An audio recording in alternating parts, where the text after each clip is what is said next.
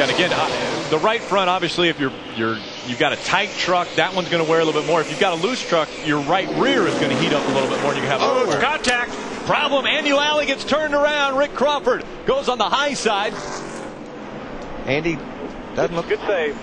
That was a great save down there. Fortunately for Andy, it was in the center of the corner. There's Jason White. He got a little piece of that on the inside. Oh, they're still wrecking. There's Brendan Gaughan. Brendan Gaughan just got into the wall. That's tore up.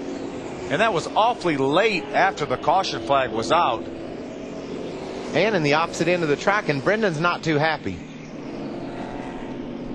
We're going to have to find out what just took place there, because Andy Lally was spinning on one end of the racetrack. Not even shaking that much. I didn't lock up until the last minute there. That's Andy Lally talking, telling him that he didn't lock up. But darn, I believe I need to have 4 tires. There was smoke everywhere. Sure was. There was obviously contact from the 14 of Rick Crawford.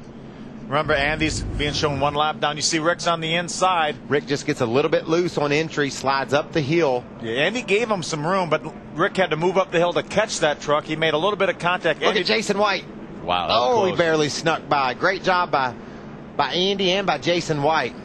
There's another view right there. He just made the slightest bit of contact. You see, watch his hands. You see him crank that thing all the way to the right. Yeah, and Skinner got in the back of Crawford as part of that chain reaction. Look at Jason White down there in the dirt. He keeps his going straight as well. Just a slight bit of contact from the 7 of Andy Lally, and it turned Jason sideways, and he was able to save that truck. You can see Rick sliding up the hill. Just can't turn the wheel. You get on the inside of another truck, and it's loose, and he just couldn't turn to the left and made contact with the Lally truck.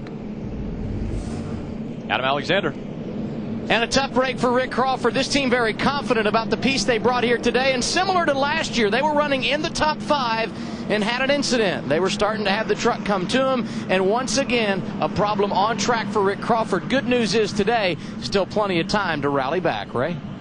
Adam Skinner is back in here as they take a look at the nose on the front of his Toyota Tundra. He was right into the back of the 14 of Rick Crawford, and you can see just above the top of the bumper there's damage. It's been pushed in, so the crew is going to work on that, put some bear bond on, try to straighten that out, give him the best aerodynamics he can on the nose of his number 5 truck.